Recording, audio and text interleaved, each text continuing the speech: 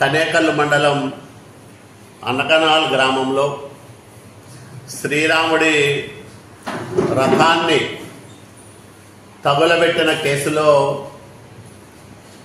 ప్రథమ ముద్దాయిగా అదే గ్రామానికి చెందిన వైసీపీ నాయకుడు బోడిమల్ల ఈశ్వర్ రెడ్డిని పోలీసులు గుర్తించి అరెస్టు చేయడం హర్షణీయం. ఒకరోజు వ్యవధిలోనే కేసులో ముద్దాయిని పట్టుకున్న పోలీసులను మనస్ఫూర్తిగా అభినందిస్తూ ఉన్నాం. అదే సందర్భంలో దీనిపైన గ్రామస్తులు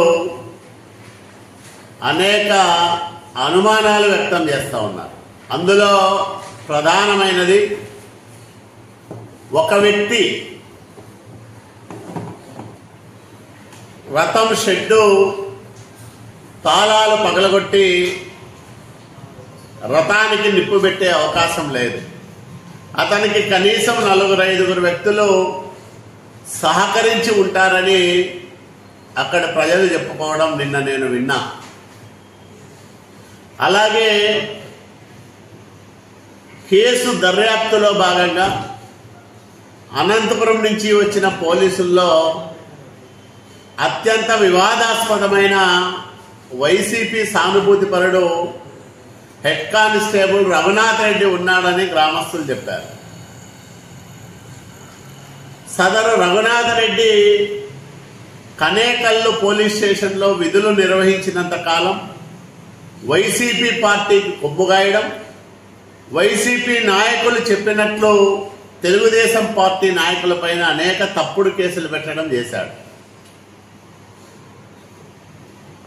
అనకనహాల గ్రామానికి సంబంధం లేని వ్యక్తి అనంతపురం నుంచి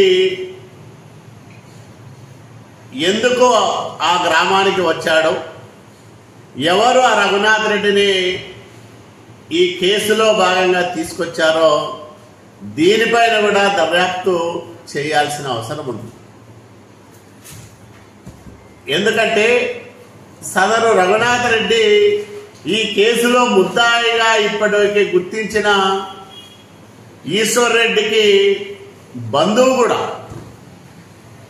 అంటే తన బంధువులను కాపాడడానికి వచ్చాడా, లేదా మిగతా వాళ్ళందరినీ కాపాడి ఇతన్ని మాత్రమే నువ్వు ఒకడే ఒప్పుకో, ఈ కేసులో నేను ఒకటినే చేసినానని ఒప్పుకో అని చెప్పడానికి వచ్చాడా?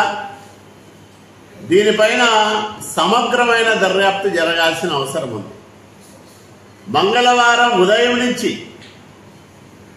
Head constable Raghunath Reddy call డేటాను పోలీస్ అధికారులు విశ్లేషించాల్సిన అవసరం ఉంది.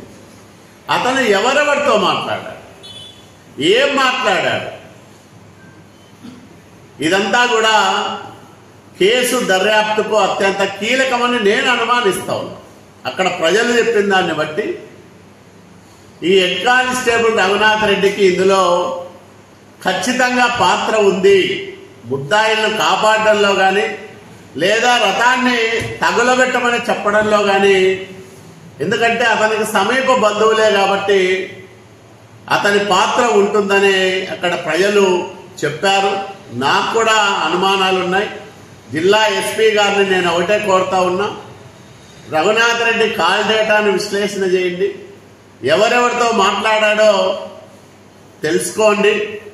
వైసీపీ నాయకులను కానీ, లేదా మీరు అరెస్టు చేసిన ఈ బోడిమల్ల ఈశ్వర్ రెడ్డికి సంబంధించిన బంధువులు, అక్కడ మొన్నటిదాకా వాలంటీర్గా పనిచేసిన వ్యక్తి ప్రమేయం కూడా ఉందని ప్రజలు చెప్పారు.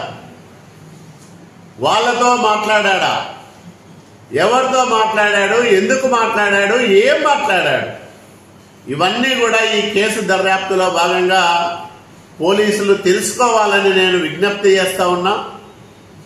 ఇతను ఒకడే ఈ పని చేసి ఉండడు కాబట్టి